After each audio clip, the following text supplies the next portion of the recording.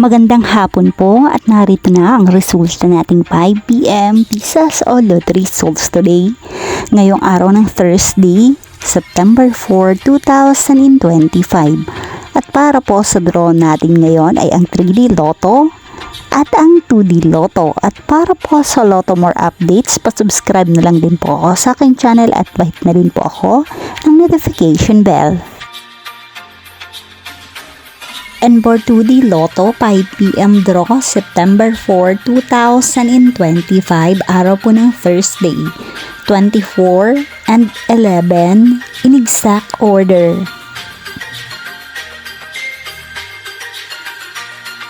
And for 3D Lotto, 5 PM draw, 7, 6, and 3 in exact order. Maraming salamat po sa inyong panonood.